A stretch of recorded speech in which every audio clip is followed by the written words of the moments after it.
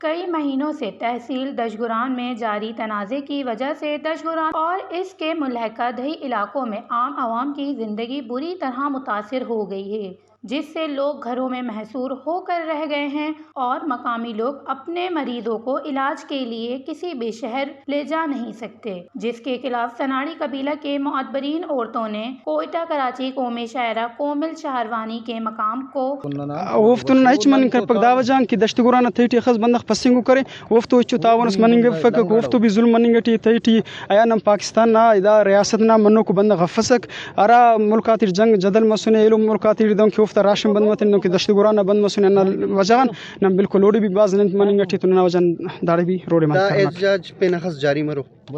دا موٹمس کمرو نا آخری میں مطالبے دشت گرانا کسر بند مرے یہ غریباً تی احتجاج ریکارڈ کریں خاطر دنشتگن سہ ماہ انتے رابندنت کمبر مینگل رابند کرتگی اور انتظامیہ چیشن سلیکشن اگرتن یہ تمام قصور انتظامیہ ہیں ایشانی چین قصوری ہیں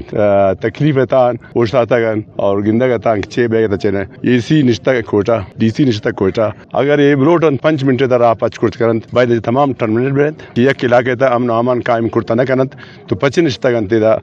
اور یہ مطالبہ میں گنشا موت گپ کرتون یہ گشتی امر دیگه چین کارنی راہ پچ کنا اس دروچا مرتے ملے دروچا بھی راہ بند بھی دروچا وانی زالبول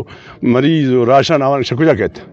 شرم نہیں تھا میں انتظامیہ والا کہ دروچا لفظ گوشا کہتان پہ انتظامیہ خاطرہ 1 گھنٹے رائن تو 1 گھنٹے گوشی بس نیم برول راہ پچ کن توسنو لبانا فیصلہ مفکتو ننا انتی ملیر کسری ننا بندگا کینگٹیو لنگڑ بینگون تمانو دشت گورانا فیصلہ مفکتو کسری تملیر 48 سے تو ہم لوگ بہت تنگ ہیں 8:30 بجے سے ہم لوگ ادھر ہی کھڑا ہوا ہے ہزاروں لوگ کھڑا ہوا ہے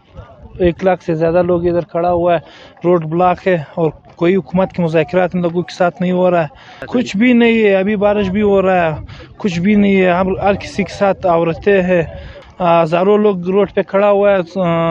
10 گھنٹے سے روڈ بلاک ہے تو دوسری جانب مسافروں کی پریشانی کو مد نظر رکھتے ہوئے اسسٹنٹ کمشنر غدر شیخ اکبر بلوچ متاثرین سے مذاکرات کے لیے پہنچ گئے متاثرین سے کامیاب مذاکرات کر کے 4 گھنٹوں سے مسلسل بند قومی شاہراہ کو ہر طرح کے ٹریفک کے لیے بحال کر دیا۔ وش نیوز سوراب بلوچستان۔